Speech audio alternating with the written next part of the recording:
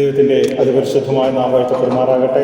പകൽക്കാലം നമ്മൾ ഒരുമിച്ച് ചേർന്ന് കർത്താവിനെ സ്തുതിക്കുവാൻ തക്കണമെങ്കിൽ ഒരു അവസരം ദൈവം ഒരുക്കി തന്ന ദൈവകൃപയ്ക്കായി നമുക്ക് നന്ദിയോടെ ദൈവത്തെ സ്തുതിക്കാം. അനുഗ്രഹിക്കപ്പെട്ടൊരു സങ്കീർത്തനം ദേവദാസനെ കൂടെ കേൾക്കുവാൻ തക്കവണ്ണം ഇടയായി. 46-ാം സങ്കീർത്തനം, കഷ്ടങ്ങളിൽ ഏറ്റവും അടുത്ത തുണയായ.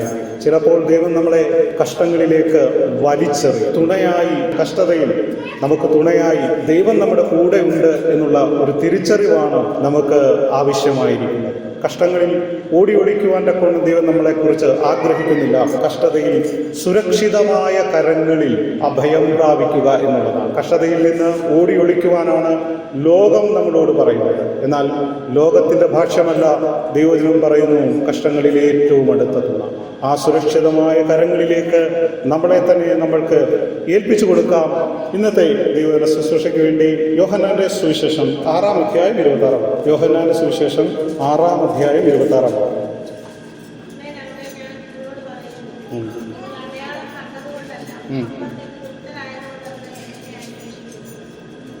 അതിൻ്റെ 37-ാം വാക്യം.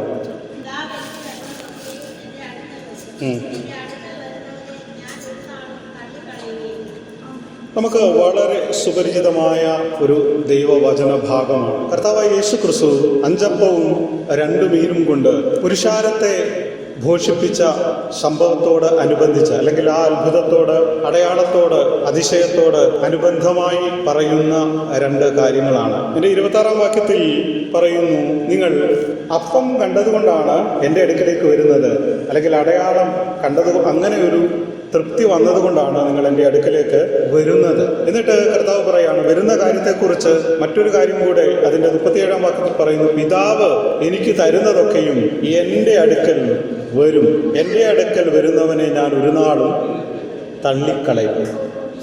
കർത്താവിങ്കിലേക്ക് എന്തിനാണ് നാം കടന്നു വരുന്നത് എന്ന് നാം ഒന്ന് പരിശോധിക്കണം. നാം എന്തിനാണ് കടന്നു വരുന്നത്? നാം ആരാധനയ്ക്ക് കടന്നു വരുന്നുണ്ട്, പ്രാർത്ഥിക്കുന്നുണ്ട്, എല്ലാ കാര്യങ്ങളും ചെയ്യുന്നുണ്ട്. പക്ഷേ നമ്മുടെ ലക്ഷ്യം എന്താണ് എന്ന് നാം ഒന്ന് പരിശോധിക്കും. പലർക്കും ലക്ഷ്യമില്ല.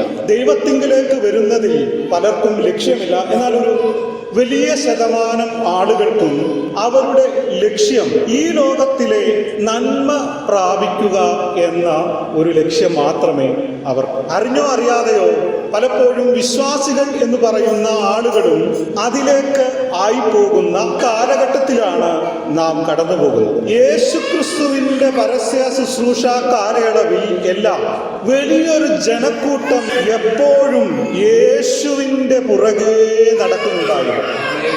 പരീശന്മാരും ശാസ്ത്രിമാരും അങ്ങനെയുള്ള ഒരു വലിയൊരു വിഭാഗം യേശുക്രിസ്തുവിനെ പരീക്ഷിക്കുന്നതിനും അല്ലെങ്കിൽ പരിശോധിക്കുന്നതിനും അവനിൽ കുറ്റം കണ്ടെത്തുവാനും ചുറ്റുപാടും ആളുകൾ ഇങ്ങനെ കടന്നു പോകും. നാം ചിന്തിക്കുമ്പോൾ, നാം കാണുമ്പോൾ വലിയൊരു പുരുഷാരം യേശുക്രിസ്തുവിൻ്റെ അടുക്കലൂടെ പോകുന്നുണ്ട്. ഇവരെല്ലാം വിശ്വാസികളാണ് എന്ന് നമ്മൾ ധരിക്കുന്നു എങ്കിൽ അങ്ങനെയല്ല.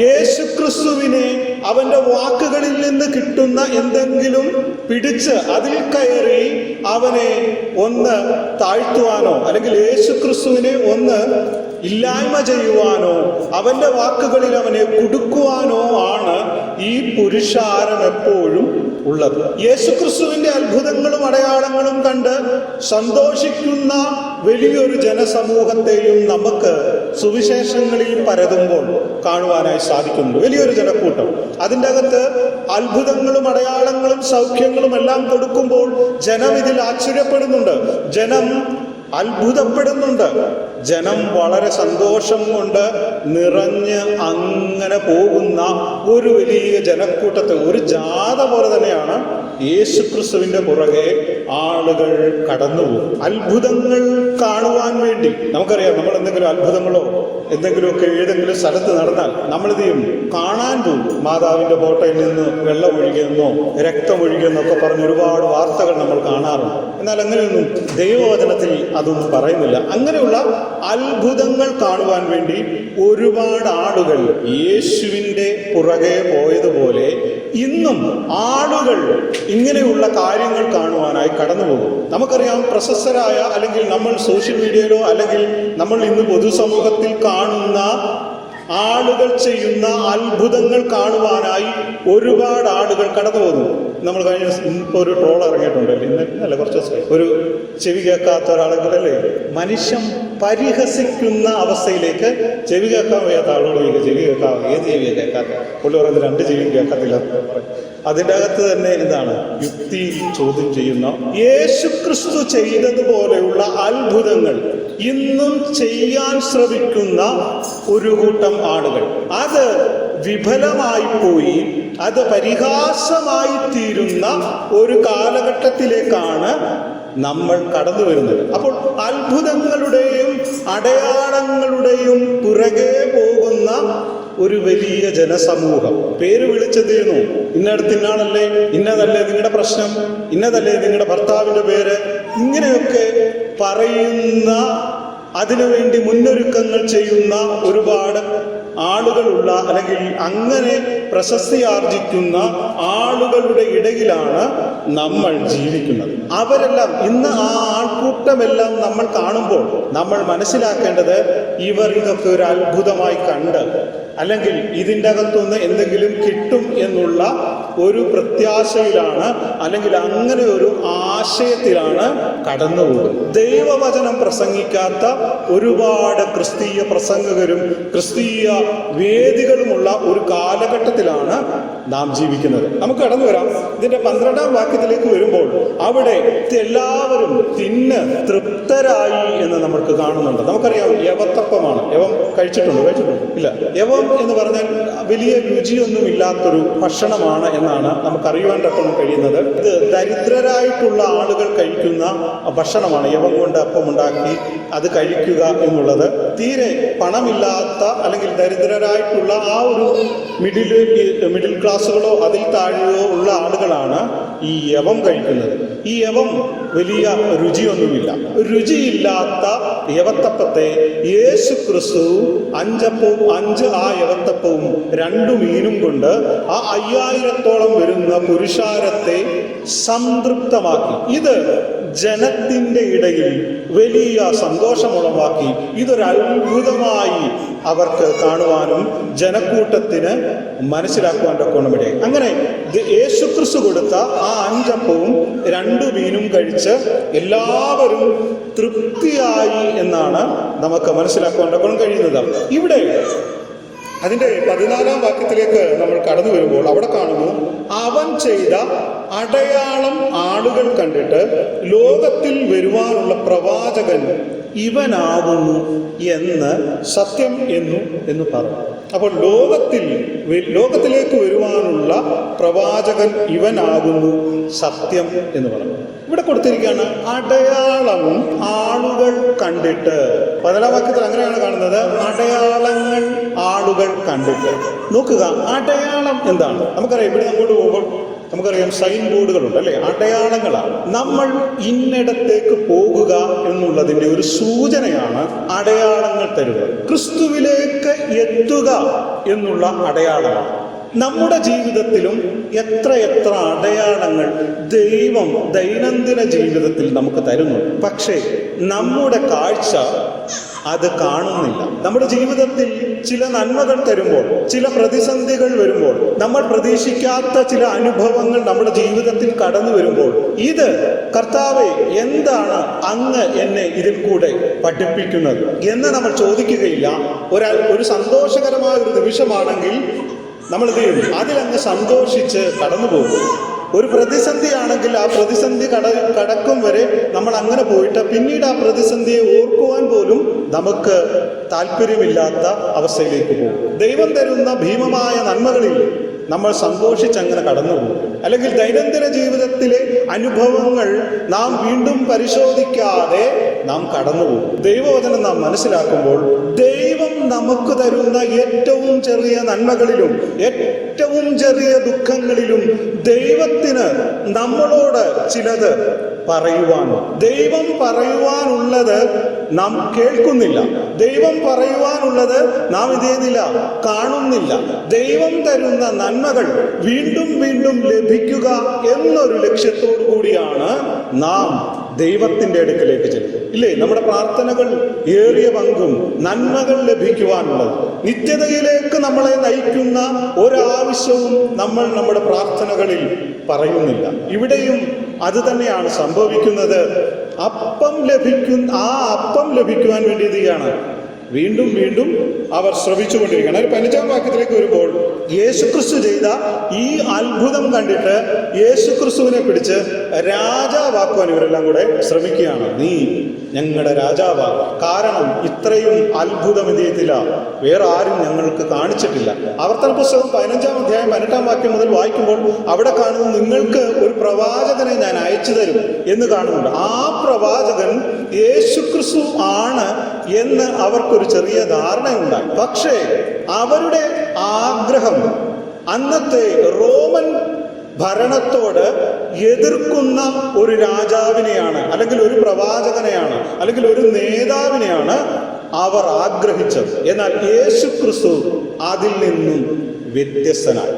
നമ്മൾ ഏതെങ്കിലും വിഷയമൊക്കെ പ്രാർത്ഥിക്കുമ്പോൾ നമ്മളൊരു ഐഡിയ ഉണ്ടല്ലേ, ഇന്നതുപോലെ സംഭവിച്ചാൽ നല്ലതായിരുന്നു, ദൈവം ഇന്നതുപോലെ ചെയ്താൽ നല്ലതായിരുന്നു എന്നൊക്കെ നമുക്കൊരു തോന്നും. പക്ഷെ ദൈവത്തിൻ്റെ പദ്ധതികളെല്ലാം വ്യത്യസ്തമാണ്. നമ്മൾ വിചാരിക്കാത്തിടത്ത് നമുക്കിപ്പം നമ്മൾക്കെതിരെ ഒരു ശത്രു കടന്നു വരുന്നു, അല്ലെങ്കിൽ ഒരാൾ നമുക്കെതിരെ കടന്നു വരുന്നു.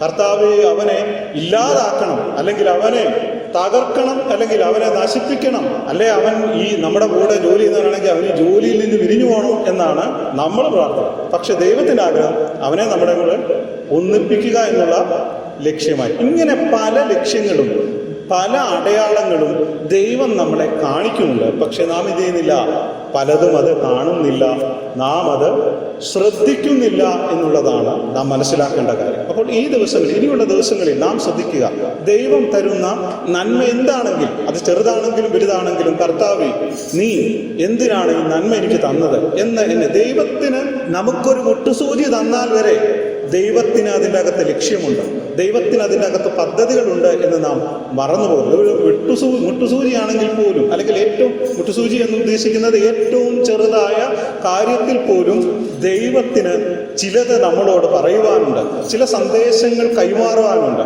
ചില കാര്യങ്ങൾ നമ്മളെ പഠിപ്പിക്കുവാനുണ്ട്. ഇത് നാം എന്ത് ചെയ്യണം? മനസ്സിലാക്കണം. നന്മകൾ ലഭിക്കുമ്പോൾ മാത്രം ദൈവം നമ്മുടെ രാജാവ്, നന്മകൾ മാത്രം ലഭിക്കുമ്പോൾ ദൈവം നമ്മുടെ നേതാവ് എന്ന് ചിന്തിക്കുന്ന അനുഭവത്തിൽ നിന്ന് നമ്മൾ എന്ത് ചെയ്യണം? മാറണം. ഭൗതികതയിലേക്ക് ആണ് നമ്മുടെ ലക്ഷ്യം എങ്കിൽ നമ്മൾ ഉദ്ദേശിക്കുന്ന ക്രിസ്തു മറ്റൊരു വഴിയിലാണ്. ക്രിസ്തു അവിടെ നിത്യരക്ഷയുമായി അവിടെ നിൽക്കുകയാണ്. മറ്റൊരു തരത്തിൽ പറയുന്നു, ആളുകൾ പറയുന്നു യേശുക്രിസ്തു ദാ അവിടെയുണ്ട്, അനുഗ്രഹം തരുന്ന യേശുക്രിസ്തു. പല ആളുകളുടെ വിശ്വാസ ചിന്താഗതി നമ്മൾ കഴിഞ്ഞ ദിവസം പറഞ്ഞു, ദൈവവും പിശാചും കൂടെ ഒക്കെ തരുന്നു. പക്ഷേ ആരാ? ദൈവവും നമ്മളും തമ്മിലാണ് പ്രശ്നക്കാർ എന്ന് പറഞ്ഞതുപോലെ യേശുക്രിസ്തു ATM എന്ന് 1 കോടി രൂപ എടുത്തു വരുന്ന ആളെ പോലെ എല്ലാവരും വിചാരിച്ചേക്കുന്നത്. യേശുക്രിസ്തുവിനോട് ചോദിക്കുന്ന, കർത്താവേ ഇത്ര പൈസ തന്നെ, യേശുക്രിസ്തു ഉടനെ എടുത്തെന്ത് ചെയ്യുക? വീശുക എന്ന് പറയല്ലേ, എടുത്ത് വീശുക. ഇതാണ് നമ്മുടെ ചിന്ത.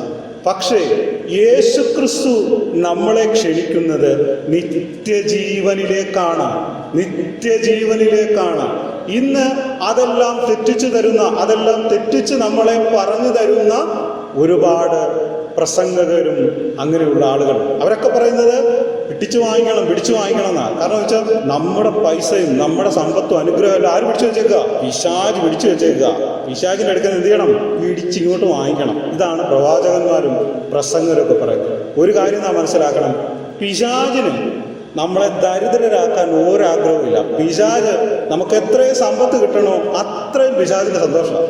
കാരണം പിശാച് നമുക്ക് സമ്പത്ത് കിട്ടിയാൽ നമ്മൾ വേറെ വഴിക്ക് പോകും. ഈ ദൈവവചനം പറയുന്ന കൽപ്പനകളിലേക്ക് വരുവാൻ നമുക്ക് ബുദ്ധിമുട്ടായി. അതുകൊണ്ടാണ് പറയുന്നത്, സമ്പന്നൻ എന്ത് ചെയ്തില്ല, അവൻ ദൈവരാജ്യത്തിലേക്ക് ഒട്ടകങ്ങളുടെ സൂചിക്കുഴക്കട കയറി പോകുന്ന, ഒട്ടകം സൂചിക്കുഴക്കട കയറി പോകുന്ന അവസ്ഥയാണ്. അതായത് അവന് നടക്കുകയല്ല. അപ്പം നമ്മളെ സമ്പന്നനാക്കാനാണ് പിശാചിൻ്റെ ശ്രമം.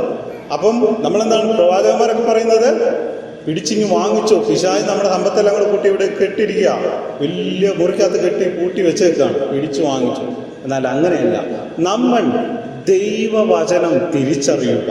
ദൈവത്തിൻ്റെ ലക്ഷ്യം, യേശുക്രിസ്തുവിന് നമ്മളെക്കുറിച്ചുള്ള ലക്ഷ്യം എന്താണെന്ന് നാം തിരിച്ചറിയണം. തിരിച്ചറിയാതെ പോകുന്നതാണ് നമ്മുടെ ജീവിതത്തിൻ്റെ പരാജയം. അപ്പോൾ യേശുക്രിസ്തുവിന്റെ അടുക്കലേക്ക് ഇവർ എന്തിയാണ്? ഈ അപ്പം കണ്ട് കടന്നു വരികയാണ്. അതിന്റെ 22 മുതൽ 25 വരെയുള്ള വാക്യങ്ങൾ നാം വായിക്കുമ്പോൾ അവിടെ കാണുന്നത് യേശുക്രിസ്തു 5000 പേർക്ക് ഭക്ഷണമൊക്കെ കൊടുത്തു. പുരുഷന്മാരായ 5000 പേർക്ക് ഭക്ഷണമൊക്കെ കൊടുത്തിട്ട് യേശുക്രിസ്തു അവിടുന്ന് പെയ്യങ്ങ് പിൻവാങ്ങി. ശിഷ്യന്മാരോട് കൂടെ ആ അടുക്കൽ നിന്നും, ഈ ജനക്കൂട്ടത്തിന്റെ അടുക്കൽ നിന്നും യേശുക്രിസ്തു പിൻവാങ്ങി. ഈ തിബര്യാസിന്റെ, ഗലീലക്കടലിന്റെ സൈഡായ തിബര്യാസിലാണ് ഈ സംഭവം നടക്കുന്നത്. യേശുക്രിസ്തു പ്രാർത്ഥിക്കുവാൻ വേണ്ടി അങ്ങ് മാറി. ശിഷ്യന്മാര് കഫർനഹൂമിലേക്ക് പോകുവാനായി വള്ളമെടുത്ത് കഫർനഹൂമിലേക്ക്, ഈ ഗലീല കടൽ വഴി കടന്നു പോകുമ്പോഴാണ് യേശുക്രിസ്തു കടലിന് മീതെ വരുന്നതും പത്രോസ് എടുത്ത് വെള്ളത്തിൽ ചാടുന്നതും അവിടെ താഴ്ന്നു പോകാൻ ശ്രമിക്കുന്നതും ഒക്കെ ആ ഒരു സംഭവത്തിന്റെ ഇടയിലാണ്. യേശുക്രിസ്തു കഫർനഹൂമിലേക്ക് ഇവരോടൊത്ത് ഗലീലക്കടലിന്റെ പകുതിക്ക് വെച്ച് കഫർനഹൂമിലേക്ക് അപ്പം ഭക്ഷിച്ച ആളുകൾ, അല്ലെങ്കിൽ അതിൻ്റെ അകത്ത് ഭാഗവാക്കായ ആളുകൾ അടുത്ത ദിവസം യേശുക്രിസ്തുവിനെ തിരഞ്ഞ് ഈ തിബര്യാസിന്റെ കടയിൽ വന്നു. ഇന്നലെ ഇവിടെ ഒരു അത്ഭുതം നടന്നതാണ്. ഇന്നലെ ഇവിടെ വലിയൊരു 5 അപ്പവും 2 മീനും കൊണ്ട് ഇന്നലെ ഇവിടെ വലിയ അത്ഭുതം നടന്നു. അവിടെ വീണ്ടും എന്തെങ്കിലുമൊക്കെ നടക്കും, ഇനിയും വീണ്ടും എന്തെങ്കിലും അത്ഭുതമൊക്കെ സംഭവിക്കാം എന്ന് കരുതി ജനക്കൂട്ടം അവിടെ കടന്നു വന്നു. തിബര്യാസ് യേശുക്രിസ്തു കഫർനഹൂമിലുണ്ട് എന്ന് ഒരു ചെറിയ അറിവ് കിട്ടി. യേശുക്രിസ്തു ഉള്ള ഇടത്തേക്ക് ഇവർ കടന്നു പോവുകയാണ്. എങ്ങനെ പോകണം? ഈ ഗലീല കടൽ വേണം കടന്നു പോകാൻ. ഈ കഫർനഹൂം, ഗലീല, തിബര്യാസ് ഇതൊക്കെ എന്താണ്? ഈ ഗലീല കടലിന്റെ ചുറ്റുവട്ടത്തുള്ള സ്ഥലങ്ങളാണ്. അതുകൊണ്ട് തിബര്യാസിന്റെ അടുക്കൽ എന്ത് വരുന്നു? അടുത്ത് ചെല്ലുമ്പോൾ തിബര്യാസ് കടലാകും. കഫർനഹൂമിന്റെ അടുക്കൽ വരുമ്പോൾ അവിടുത്തെ ഒരു തടാകമാകും. നമ്മൾ മുമ്പ് ചിന്തിച്ചിട്ടുണ്ടല്ലോ, 20 പ്രദേശങ്ങൾ, ഗലീലയിൽ 20 പ്രദേശങ്ങളെ നമ്മൾ കാബൂൽ ദേശം എന്നൊക്കെ നമ്മൾ അത് ഓർക്കുന്നുണ്ടോ? കാബൂൽ ദേശം, ഇരുളടഞ്ഞ പ്രദേശം, കാബൂൽ ദേശം. ആ പ്രദേശമായ കഫർനഹൂമിലേക്ക് യേശുക്രിസ്തുവിനെ കാണുവാൻ തക്കോണം കടന്നു പോകണം. എന്തിനു പോകുന്നു? അത്ഭുതങ്ങൾ കാണാൻ, അല്ലെങ്കിൽ അപ്പം വീണ്ടും കിട്ടും എന്നുള്ള പ്രതീക്ഷയിലാണ് പോകുന്നത്.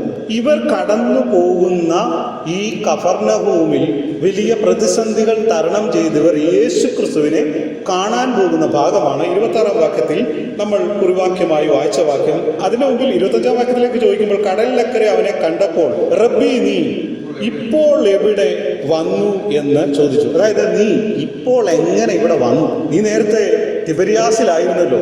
നീ അവിടുന്ന് കപ്പൽ കയറുന്നത് ആരും കണ്ടതായിട്ട് ഒരു രേഖയുമില്ല. പിന്നെ നീ എങ്ങനെയാണ് ഇവിടെ വന്നത് എന്ന് ചോദിച്ചു. യേശുക്രിസ്തു അതിന് മറുപടി പറഞ്ഞില്ല. മറുപടിയായി പറഞ്ഞ വാക്യമാണ്. അതിന് യേശു, ആമേൻ ആമേൻ ഞാൻ നിങ്ങളോട് പറയുന്നു, നിങ്ങൾ അടയാളം കണ്ടതുകൊണ്ടല്ല, അപ്പം തിന്ന് തൃപ്തിയായതുകൊണ്ടത്രേ എന്നെ അന്വേഷിക്കുന്നത്. നിങ്ങൾ ഈ അടയാളം കണ്ടിരുന്നു എങ്കിൽ നിങ്ങൾ നിത്യജീവനിലേക്ക് കടന്നു വരുമായിരുന്നു. ഈ അടയാളം കണ്ടിട്ട് കർത്താവിനോട് ചോദിക്കുമായിരുന്നു, കർത്താവേ, നീ 5 അപ്പം കൊണ്ട് 5000 പേരെ പരിപോഷിപ്പിച്ചല്ലോ, നിന്റെ ലക്ഷ്യം എന്താണ്? നീ ആരാണ്? നിന്റെ ഉദ്ദേശം എന്താണ് എന്ന് ചോദിക്കേണ്ടതിന് പകരം അപ്പം കഴിച്ചിട്ട് അവർ കടന്നുപോയിട്ട് വീണ്ടും അപ്പം കിട്ടുന്ന ആ ഒരു തിബര്യാസിന്റെ അത്ഭുതം നടന്ന സ്ഥലത്തേക്ക് അവർ കടന്നു വന്നിട്ട് അവിടെയും കാണാഞ്ഞിട്ട് അവർ കഫർനഹൂം, ഇത്ര നോക്കുക എന്ത് വിഷമതകൾ സഹിച്ചാണ് ഈ ഓളമുള്ള ഈ തടാകം അല്ലെങ്കിൽ ഈ കടൽ കടന്ന് വേണം ഇവർക്ക് ഈ കഫർനഹൂമിലെത്താൻ. അവിടെ ഇവരെ അന്വേഷിച്ച് കടന്നു ചെന്നിരിക്കുകയാണ്. അപ്പോൾ ഇവരുടെ ഹൃദയം യേശുക്രിസ്തു നേരത്തെ അറിഞ്ഞിരുന്നു. ഇവർ കടന്നു വരുമെന്നും ഇവരിങ്ങനെയൊക്കെ ചോദിക്കും എന്ന് യേശുക്രിസ്തുവിന് അറിയാമായിരുന്നു. യേശുക്രിസ്തു അതുകൊണ്ടാണ് പറഞ്ഞത്, നിങ്ങൾ അപ്പം കണ്ട് അപ്പം തിന്ന് തൃപ്തിയായത് കൊണ്ടാണ് എന്നാലേ അപ്പം കണ്ട്. അപ്പം എന്ന് ഇവിടെ ഉദ്ദേശിക്കുന്നത് അപ്പം ഭൗതികമായി അവിടെ കൊടുത്തു എങ്കിലും നമ്മൾക്ക് ദൈവവചനം നൽകിത്തരുന്ന സന്ദേശം, നിങ്ങൾ ഭൗതിക നന്മകൾ കണ്ടുകൊണ്ടാണ്, ഭൗതിക കാര്യങ്ങൾ ലഭ്യമാകുമെന്നുള്ള പ്രതീക്ഷയിലാണ് നിങ്ങൾ എന്ത് ചെയ്യുന്നത്? ഇവിടെ കടന്നു വരുന്നത്. നിങ്ങൾക്ക് ദൈവത്തെ അറിയുവാനോ അതിൻ്റെ അകത്തെ ആത്മീക ലക്ഷ്യങ്ങൾ മനസ്സിലാക്കുവാനോ നിങ്ങൾക്ക് എന്ത് ചെയ്യുന്നില്ല? സാധിക്കുന്നില്ല.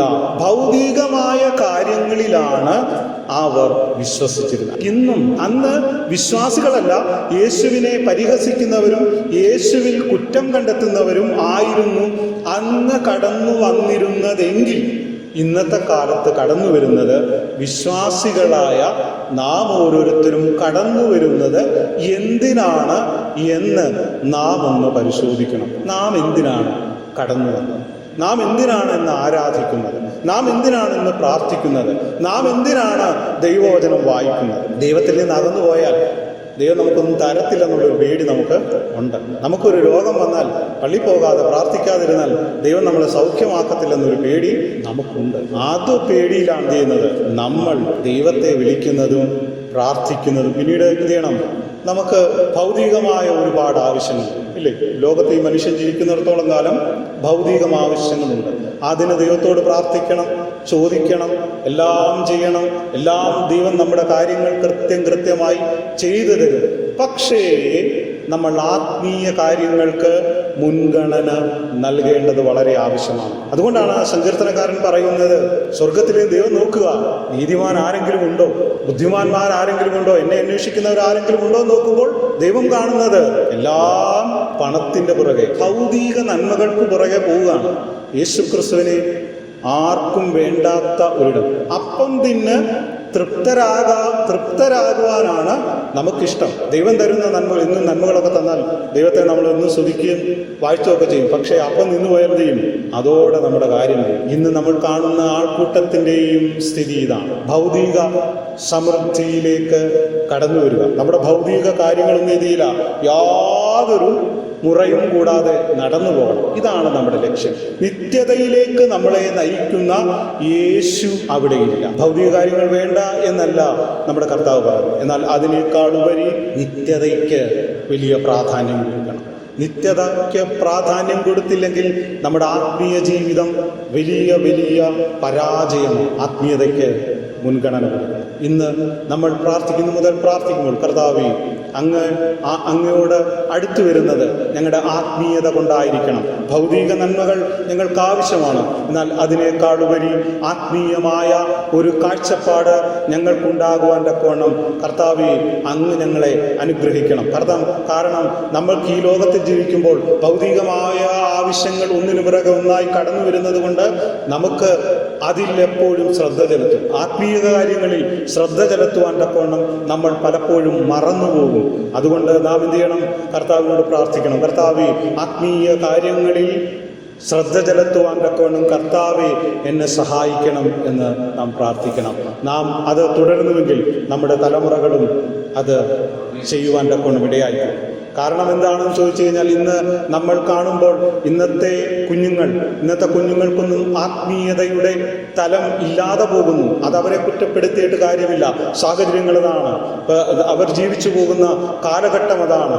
അവർക്ക് സത്യമേതാണ്, മിഥ്യേതാണ് എന്ന് തിരിച്ചറിയാൻ, നരകമുണ്ട്, സ്വർഗമുണ്ട് എന്ന് പോലും വിശ്വസിക്കാത്ത ക്രിസ്ത്യാനികളുള്ള കേരളത്തിലാണ് നാം ജീവിക്കുന്നത്. സ്വർഗമുണ്ടോ എന്ന് ബൈബിളിൽ അങ്ങനെ എഴുതി വെച്ചേക്കല്ലേ. സ്വർഗം എന്ന് പറയുന്നതൊക്കെ നമ്മുടെ ഇവിടെ തന്നെ ആ സ്വർഗമെന്ന് വിശ്വസിക്കുന്ന ആളുകൾ ഒരുപാടുള്ള സമൂഹമായി നമ്മൾ എന്ത് ചെയ്തിരിക്കുന്നു? വളർന്നിരിക്കുന്നു. വരുന്ന തലമുറ നോക്കുമ്പോൾ അവർ വിശ്വാസത്തിലല്ല ചിന്തിക്കുന്നത്, അവർ യുക്തിയിലാണ്. യുക്തിക്ക് വലിയ പ്രാധാന്യം കൊടുക്കുന്ന, നമുക്ക് 10 വയസ്സിലുണ്ടായിരുന്ന അല്ലെങ്കിൽ നമുക്കൊരു 20 വയസ്സിൽ ചിന്തിച്ച കാര്യം അവരിന്ന് 2 വയസ്സാകുമ്പോൾ ചിന്തിച്ചു പോകുന്ന കാലഘട്ടം. അപ്പോൾ അവർ യുക്തിക്ക് വലിയ പ്രാധാന്യം കൊടുക്കും. നന്മകൾ തരുന്നതാണ് ദൈവം. നമ്മൾ കേട്ടിട്ടില്ലേ?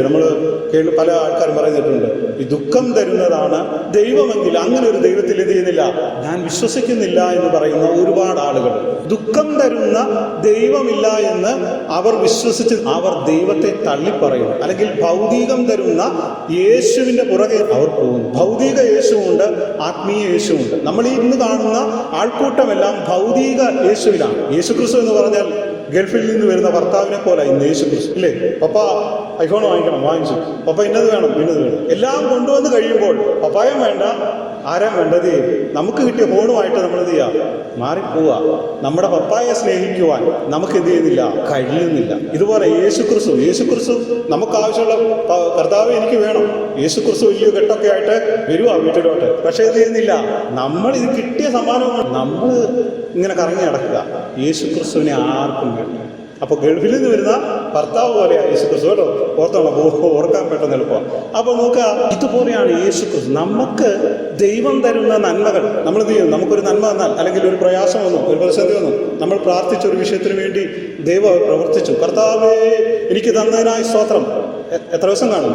കൂടി വന്ന 2 ആഴ്ച അല്ലെങ്കിൽ 2 മാസം. അതിൻ്റെ അപ്പുറത്ത് എന്ത് ചെയ്തില്ല. ദൈവം തരുന്ന നന്മ നമ്മൾ മറന്നുപോകും. അതാണ് ദൈവത്തിൻ്റെ അത്ഭുതങ്ങൾക്ക് ഒരു പ്രത്യേകതയുണ്ട്. നമ്മൾ മറന്നുപോകും, അല്ലെങ്കിൽ നമ്മൾ വഴിവിട്ടു. ഇപ്പം എൻ്റെ മകൻ പഠിക്കാനൊന്നും ശരിക്കും പറ്റിയില്ല അല്ലേ. അവൻ ജയിച്ചു. 2 മാസം കഴിഞ്ഞ് ഞാൻ പറയും, അവൻ കുറച്ചൊക്കെ എന്ത് ചെയ്യുന്നു, ഇരുന്ന് പഠിച്ചുകൊണ്ട് അവൻ ജയിച്ചെന്ന് പറയും. നമ്മൾ പഴയ ദൈവം ജയിപ്പിച്ച കാര്യം എന്ത് ചെയ്യും? നമ്മൾ മറക്കും. ഇതാണ് നമ്മുടെ സ്വഭാവം. അപ്പോൾ ദൈവത്തിൻ്റെ അടുക്കലേക്ക്, നിത്യതയുടെ അടുക്കലേക്ക് നമുക്ക് വരണം. നമുക്ക് കിട്ടുന്ന നന്മകളിലല്ല. പത്രോസ് മീൻ കിട്ടാതെ വിഷമിച്ചു. യേശുക്രിസ്തു പറഞ്ഞു, ഇന്നിടത്തോട്ട് വല ഇറക്കിക്കോളാൻ പറഞ്ഞു. പെരുത്ത മീൻകൂട്ടം കിട്ടി. പത്രോസ് ഇതെല്ലാം കൊണ്ട് വിറ്റില്ല. പത്രോസ് നാട്ടുകാർക്ക് ഇതെല്ലാം ചെയ്തില്ല. പത്രോസ് ആ വലയും വള്ളവും മീനും എല്ലാം കൂടെ അവിടെ ഒഴിച്ച് ആരുടെ പുറകെ പോയി? കർത്താവിൻ്റെ പുറകെ. അതായത് നമ്മൾക്ക് തരുന്ന നന്മകൾ വേണ്ട എന്ന് ഞാൻ പറയുന്നില്ല. നമുക്ക് നന്മകൾ ആവശ്യമാണ്. നമ്മുടെ ജീവിക്കുവാൻ ആവശ്യമായ നന്മകൾ നമ്മൾ ജോലി ചെയ്ത് സമ്പാദിക്കുന്നതിൽ ഒരു തെറ്റുമില്ല. ദൈവത്തിന് ഒരു കുറ്റവും പറയുന്നില്ല. സമ്പാദിക്കാൻ പറ്റുന്നത്രയും സമ്പാദിച്ചോണം, ദൈവത്തിന് കൊടുക്കാൻ പറ്റുന്നത്രയും കൊടുത്തോണം, സഹായിക്കാൻ പറ്റുന്നത്രയും സഹായിച്ചോണം. പക്ഷേ ഇതിനേക്കാൾ ഉപരി നമുക്ക് ആത്മീയ കാര്യങ്ങളിൽ നാം ശ്രദ്ധ ചെലുത്തണം എന്നാണ് കർത്താവ് നമ്മളോട് പറയുന്നത്. 27-ാം വാക്യം വായിച്ചോട്ടെ.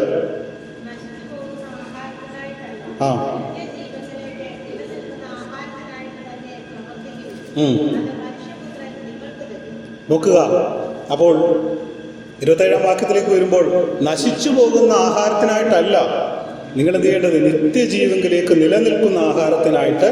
നിലനിൽക്കുന്ന ആഹാരം അത് എന്താണെന്ന് ചോദിച്ചു കഴിഞ്ഞാൽ, അത് നമ്മുടെ കർത്താവാണ്. നിലനിൽക്കുന്ന ആഹാരം, ജീവന്റെ അപ്പമായ ക്രിസ്തുവിലേക്ക് നമ്മുടെ ശ്രദ്ധ ചെലുത്തണം. 28-ാം വാക്യത്തിലേക്ക് വരുമ്പോൾ, കർത്താവേ ഞാൻ അതിന് എന്ത് ചെയ്യണം എന്നാണ് അവർ ചോദിക്കുന്നത്. കാരണം അവരാത്മീയമായി അജ്ഞരായിരുന്നു. അപ്പോൾ ആ അജ്ഞത അവർക്ക് എന്താണ് ചെയ്യേണ്ടത് എന്ന് അവർക്ക് മനസ്സിലായില്ല. യേശുക്രിസ്തുവിൻ്റെ പഠിപ്പിക്കലുകൾ അവർക്ക് മനസ്സിലായില്ല. ഇന്നും നമ്മൾ ദൈവവചനം പ്രസംഗിക്കുമ്പോൾ മനസ്സിലാകാതിരിക്കുന്ന ഒരുപാട് പേരുണ്ട്. നമ്മൾ ഈ നല്ല പ്രസംഗം എന്നൊക്കെ പറയുന്നത് എന്താ? ഈ വീട്ടിലെ നല്ല ഭാര്യയും ഭർത്താവും എങ്ങനെ പെരുമാറണം എന്നുള്ള പ്രസംഗകർക്ക് ഒരുപാടുണ്ട്. ഇവരൊന്നും ദൈവവചനം പറയാത്ത ഒരുപാട് പ്രസംഗരുണ്ട്. ഇവർ കൂടുതലും പറയുന്നത് എന്താ? ഈ സുവിശേഷം 4 എടുത്ത് മാത്രം പറയുന്ന ആളുകൾ. വേറെ ഒന്നും പ്രസംഗിക്കാൻ അറിയത്തില്ല. അപ്പോൾ എന്ത് ചെയ്യും? അവിടെ കുടുംബജീവിതവും, അവിടുത്തെ ഒരു വാക്യം കണ്ടുവിട്ട് കുടുംബജീവിതവും നമ്മുടെ സമൂഹത്തിൽ എങ്ങനെ പെരുമാറണമെന്നും. അപ്പം ഇത് കേട്ടിട്ട് ആൾക്കാർ പറയും നല്ല പ്രസംഗമാണ്. പക്ഷേ ജീവനിലേക്ക് നയിക്കുന്ന പ്രസംഗങ്ങൾ അവിടെ ഉണ്ടാകുന്നില്ല. നിങ്ങൾ പരിശോധിക്കുക, നിങ്ങൾ കേൾക്കുന്ന നിങ്ങളുടെ ആരാധനാലയത്തിൽ ജീവനിലേക്ക് നയിക്കുന്ന ഒരു പ്രസംഗം നാളുകളായി ചെയ്തിട്ടില്ലെങ്കിൽ നിങ്ങൾ ആ സഭയിൽ നിന്ന് തന്നെ മാറിപ്പോണമെന്നാണ് ഞാൻ പറയുന്നത്. കാരണം ജീവനിലേക്ക് നയിക്കുന്ന, രക്ഷിക്കപ്പെടണം, നിത്യതയിലേക്ക് നയിക്കുന്ന ഇതിന് എന്തൊക്കെ ആവശ്യമായിരിക്കുന്നു എന്ന് നിങ്ങളോട് പറയാത്തൊരു സഭയിൽ ഒരിക്കലും നിങ്ങൾ നിൽക്കരുത്. അല്ലെങ്കിൽ ആ ഒരു സുവിശേഷകന്റെ പ്രസംഗം നിങ്ങൾ ആസ്വദിച്ചിരിക്കരുത്. നിത്യതയിലേക്ക് നയിക്കുന്ന, നിത്യജീവങ്കിലേക്ക് നയിക്കുന്ന ആ ഒരു പ്രസംഗമാണ് നമ്മൾക്ക്. നമ്മുടെ അമ്മച്ചി പറഞ്ഞു, എന്താണ്? കർത്താവ് വരുമെന്ന് പലർക്കും എന്ത് ചെയ്യില്ല, ഉറപ്പില്ല. കർത്താവ് വരുമോ എന്നൊക്കെ ചിന്തിക്കുന്ന ആളുകളുണ്ട്. വിശ്വാസികളാന്ന് പറഞ്ഞാൽ കർത്താവ് വരുമോ? ആർക്കറിയാം കർത്താവ് വരുമോ? ഇങ്ങനെയൊക്കെ പറയുന്നുണ്ട്, അല്ലെങ്കിൽ പ്രസംഗകരിങ്ങനെ പറയുന്നുണ്ട് എന്നൊക്കെ പറഞ്ഞ് അതിനെ തള്ളിക്കളയുന്ന ആളുകൾ. കാരണം കർത്താവ് വരുമെന്ന് പറഞ്ഞ് പ്രസംഗിച്ചാൽ എന്ത് ചെയ്യണം? മറ്റു കാര്യങ്ങളൊന്നും പ്രസംഗിക്കാൻ പറ്റത്തില്ല. ഇതുപോലെയുള്ള പ്രസംഗങ്ങൾ, കാരണം ഭൗതികതയ്ക്ക് മുകളിൽ ആത്മീയത ഉണ്ടാകണം എന്ന് പറയുന്നൊരു പ്രസംഗം ചെയ്യുവാൻ്റെ കൊണ്ടും കഴിയുകയില്ല.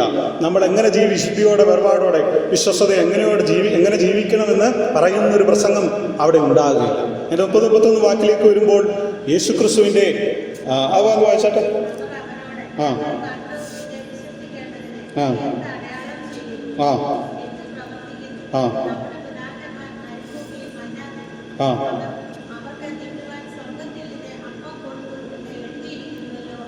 ഇവർ യേശുക്രിസ്തു ചെയ്ത ഈ അടയാളമൊക്കെ കണ്ടിട്ട്, അല്ലെങ്കിൽ യേശുക്രിസ്തു 5000 പേർക്ക് ഭക്ഷണം കൊടുത്തതിനേക്കാൾ ഇവർ പ്രാധാന്യം കൊടുത്തത് മോശ മുഖാന്തരം ദൈവം മന്ന കൊടുത്തതിനെയാണ് ഇവർ വലിയ അതായത് യേശുക്രിസ്തു ചെയ്ത അത്ഭുതവും ഈ മന്നയും തമ്മിൽ ഇവർ ഒരു താരതമ്യ പഠനം ചെയ്യുകയാണ്. എന്നിട്ട് പറയാണ്, അങ്ങനെ ഒരു കാര്യം ചെയ്തല്ലോ, നിന്നിൽ നിന്ന് ഞങ്ങൾ എന്താണ് പ്രതീക്ഷിക്കേണ്ടത്? അതിന് കർത്താവ് പറയുന്നു, ആമേൻ ആമേൻ, ഞാൻ നിങ്ങളോട് പറയുന്നു, സ്വർഗത്തിൽ നിന്നുള്ള അപ്പം മോശയല്ല നിങ്ങൾക്ക് തന്നത്, എൻ്റെ പിതാവ് അത്രേ. ഇവർ വിചാരിച്ചിരിക്കുന്ന ആര് തന്നു?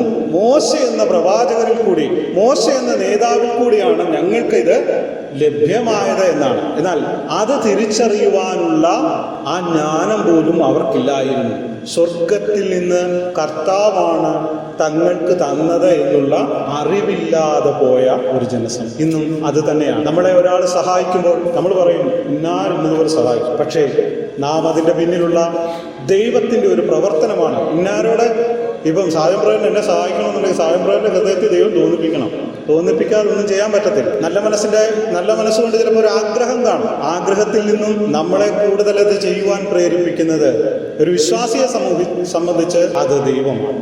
അപ്പോൾ ഈ മോശ ഇത് ചെയ്തതുകൊണ്ട് നീയും ഇങ്ങനെ സ്വർഗത്തിൽ നിന്ന് മന്ന പൊഴിച്ചത് കൊണ്ട് യേശുക്രിസ്തുവും ഈ മന്നയൊക്കെ അങ്ങനെ പൊഴിപ്പിക്കും മന്ന തരും എന്നൊരു വിശ്വാസം ഇവർക്കുണ്ടായി. സ്വർഗത്തിൽ നിന്ന് മന്ന പോഷിപ്പിച്ചത് അല്ലെങ്കിൽ മന്ന തന്നത് മോശയാണെന്നും അങ്ങനെ ഒരു അത്ഭുതം യേശുക്രിസ്തുവിൽ നിന്നും ഇത് ചെയ്തു അവർ പ്രതീക്ഷിച്ചു. നോക്കുക, ആത്മീയതയുടെ തലമില്ലാതെ പോകുന്ന ചിന്തകൾ, ആത്മീയതയുടെ തലമില്ലാതെ പോകുന്ന വിശ്വാസങ്ങൾ, ഇതിൽ നിന്നൊക്കെ നാം എന്ത് ചെയ്യണം?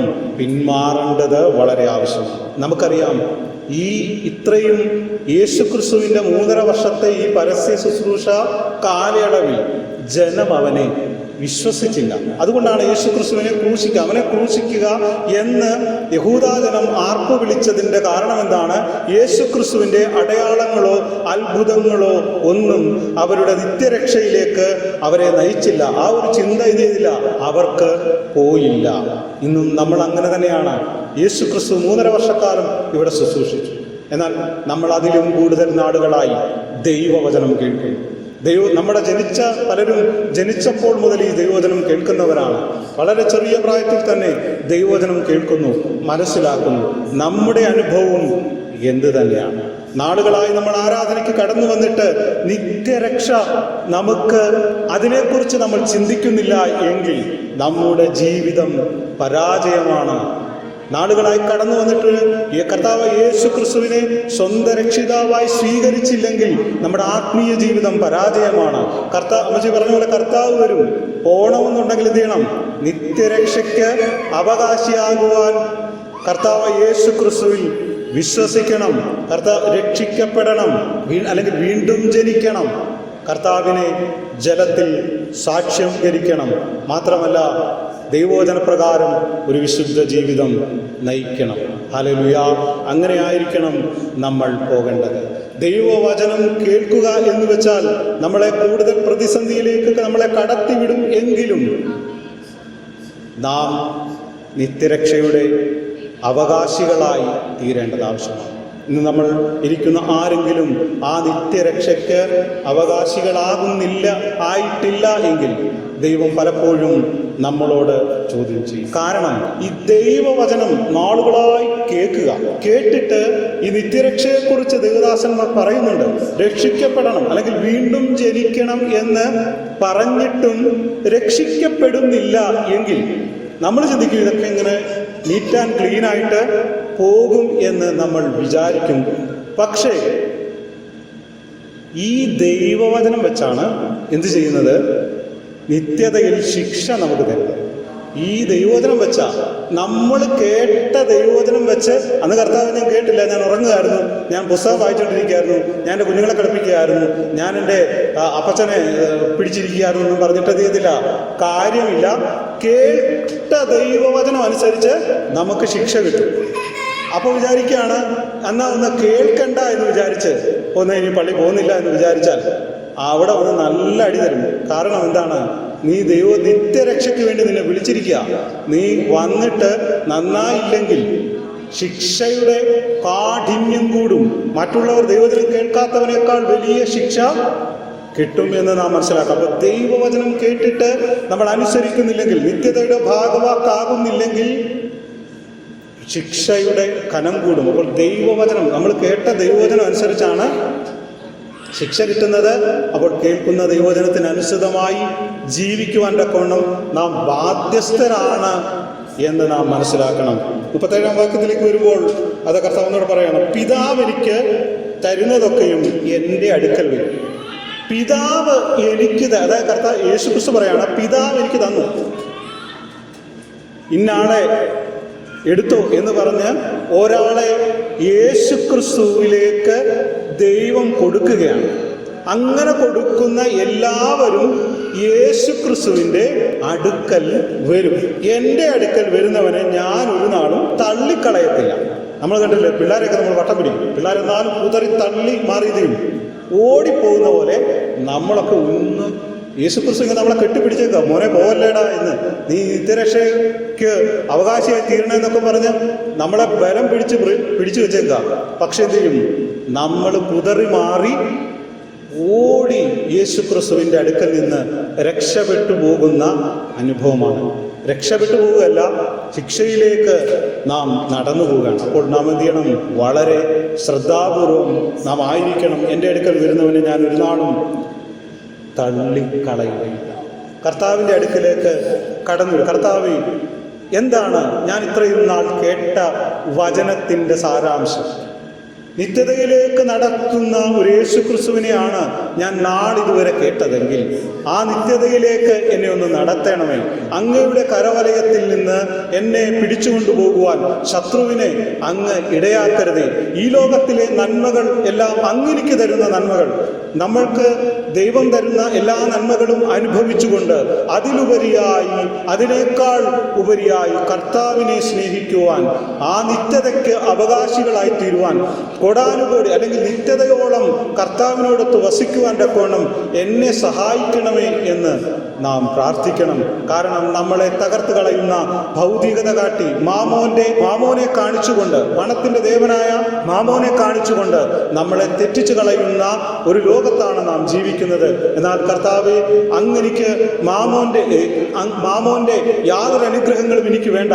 മാമോൻ തരുന്ന എല്ലാ അനുഗ്രഹങ്ങളും, മാമോനാണ്. പിശാചിന് അവിടെ എഴുതാൻ പറ്റി വെച്ച് കഴിഞ്ഞാൽ നമ്മൾ പിശാചിനെ പുറകെ പോകത്തില്ല. അതിനെന്ത് ചെയ്യും? വിദഗ്ധമായി മാമോനെ അവിടെ കാണിച്ചേക്കാം. അപ്പോൾ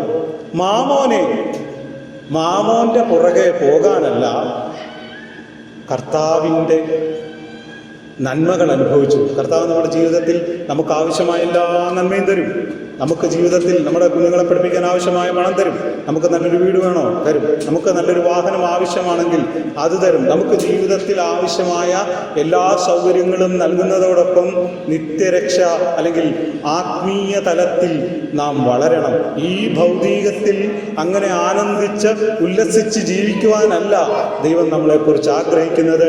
അതിൻ്റെ 39-ാമത്തെ വാക്യത്തിലേക്ക് വരുമ്പോൾ അവിടെ കാണുന്നു, ഒടുക്കത്തെ നാളിൽ ഉയർത്തെഴുന്നേൽപ്പ്. അതായത് കർത്താവിങ്കിലേക്ക് വന്ന ആരെയും കളയാതെ ഒടുക്കത്തെ നാളിൽ അവരെല്ലാം ഉയർത്തെഴുന്നേൽപ്പിക്കണം എന്നാകുന്നു എന്നെ അയച്ചൻ. നോക്കുക, ഈ ദൈവം യേശുക്രിസ്തുവിലേക്ക് കൊടുത്ത എല്ലാവരെയും ഒടുക്കത്തെ നാളിൽ, അതായത് നിത്യതയിലേക്ക്, നിത്യരക്ഷയിലേക്ക് അവരെ കൊണ്ടുപോകണം എന്നാണ് ദൈവത്തിൻ്റെ ഇഷ്ടം. എൻ്റെയും ഇഷ്ടം അത് തന്നെയാണ്. പക്ഷേ കടന്നു വന്ന എല്ലാവരെയും കൊണ്ടുപോകുവാൻ കഴിയാത്തൊരവസ്ഥ. കാരണം എന്താണ്? പണത്തിൻ്റെ പുറകെ. നമുക്കറിയാം, ദേമാസ് ഈ ലോകത്തെ സ്നേഹിച്ചിട്ട് തെസ്സലോനിക്കയിലേക്ക് പോയി, അല്ലേ? സമ്പത്ത് ആഗ്രഹിച്ചു പോയ, ഭൗതിക നന്മകളെ ആഗ്രഹിച്ചു പോയ ഒരുപാട് ആളുകളെ നമ്മൾക്ക് കാണുവാനുണ്ട്. മരണത്തിലേക്ക് നടന്നുപോയ അനന്യാസും സഫീറയും നമ്മൾ കാണുന്നുണ്ട്. അപ്പോൾ അങ്ങനെയുള്ള ഗേഹസിയെ നമ്മൾ കാണുന്നുണ്ട്. അങ്ങനെയുള്ള ഒരുപാട് ബിംബങ്ങൾ നമ്മുടെ മുന്നിൽ നിൽക്കുമ്പോൾ യോബിനെ പോലെ, ചന്ദ്രകവേശ അബേദ്നെഗോവിനെ പോലെ, ദാനിയേലിനെ പോലെ വിശ്വസ്തതയ്ക്ക് വേണ്ടി, വിശുദ്ധിക്ക് വേണ്ടി എന്തൊക്കെ സംഭവിച്ചാലും ദൈവസന്നിധിയിൽ നിൽക്കുമെന്നുള്ള ആ പ്രത്യാശയോടെ ജീവിച്ച ആ ഭക്തന്മാരുടെ ചുവട് തന്നെ വേണം നമ്മളും പിന്തുടരും. യുഗാന്ത്യ നാളിൽ വിശ്വാസികളെല്ലാം ഉയർത്തെഴുന്നേൽക്കുന്ന ഒരു നാടുണ്ട്. ജീവനോടെ ആയിരിക്കുന്നവർ ഞൊടിയിടയിൽ കർത്താവിൻ്റെ അടുക്കിലേക്ക് പോകുന്ന ഒരു നാടുണ്ട്. ആ നാളിലേക്ക് നിത്യരക്ഷയിലേക്ക് പ്രവേശിക്കുവാൻ തക്കവണ്ണം നമ്മളെപ്പോഴും റെഡിയായിരിക്കണം. കർത്താവ് വരുന്നൊരു ടൈമുണ്ട്, ഒരുങ്ങി നിന്നാൽ പോകാം, ഒരുങ്ങിയില്ലെങ്കിൽ നമ്മുടെ കാര്യം തീർന്നു എന്ന് പറഞ്ഞതുപോലെ നമുക്ക് തരുന്ന അത്ഭുതങ്ങളെ, അല്ലെങ്കിൽ നമ്മളിൽ ദൈവം കാണിച്ചു തരുന്ന അത്ഭുതങ്ങളെയും നമ്മൾക്ക് തരുന്ന അനുഗ്രഹങ്ങളിലും എല്ലാം എന്ത് ചെയ്യണം? നമ്മൾക്കൊരടയാളമായി, അതായത് കർത്താവേ, ഇത് അങ്ങെന്നെ സ്നേഹിച്ചതുകൊണ്ട് അങ്ങെനിക്ക് തന്നൊരു നന്മയാണല്ലോ, അതുകൊണ്ട് ഞാൻ അങ്ങയെ സ്തുതിക്കും. ഇതെൻ്റെ ജീവിതത്തിൽ മറന്നു പോകാതെ അങ്ങെന്നെ സ്നേഹിച്ചതുകൊണ്ട് ആത്മീയമായി അങ്ങയുടെ അടുക്കലേക്ക് കൂടുതലായി കടന്നു വരുവാൻ എനിക്ക് ഉത്തരവാദിത്വമുണ്ട് എന്നുള്ള തോന്നലോടുകൂടി നാം ദൈവസന്നിധിയിലേക്ക് കൂടുതലായി അടുത്തു വരേണ്ടത് വളരെ ആവശ്യമാണ്. നാളുകളായി നമ്മൾ പ്രസംഗം കേൾക്കുന്നവരാണ്, നാളുകളായി നാം ദൈവവചനം വായിക്കുന്നവരാണ് എന്ന് പറഞ്ഞിട്ട് കാര്യമില്ല. നമ്മുടെ ആത്മീയ നിലവാരം 100-ൽ പലപ്പോഴും 10 പോലും ഇല്ലാത്തൊരു ഘട്ടത്തിലേക്കാണ് നാം നിൽക്കുന്നത്. അതിൽ നിന്നൊക്കെ നമ്മൾ എന്ത് ചെയ്യണം? ഒരു വ്യത്യാസം വരുത്തണം. നമ്മൾ വിശുദ്ധിയോടെ നിത്യതയിലേക്ക്, ആത്മീയതയിലേക്ക് പോകാൻ തക്കവണ്ണം നാം റെഡിയാകണം. അതിനുവേണ്ടി നാം ഒരുങ്ങണം, പ്രാർത്ഥിക്കണം. നമുക്കൊരുമിച്ച് മുന്നേറാം. കർത്താവ് വരുമ്പോൾ നമ്മളിലാരും നഷ്ടപ്പെട്ടു പോകാൻ തക്കവണ്ണം ഇടയാകാതെ വേണം. ദൈവം നമ്മളെ സഹായിക്കേണ്ടതിനായി നമുക്ക് പ്രാർത്ഥിക്കാം. കണ്ണുകൾ അടയ്ക്കാം. ഒരു നാൾ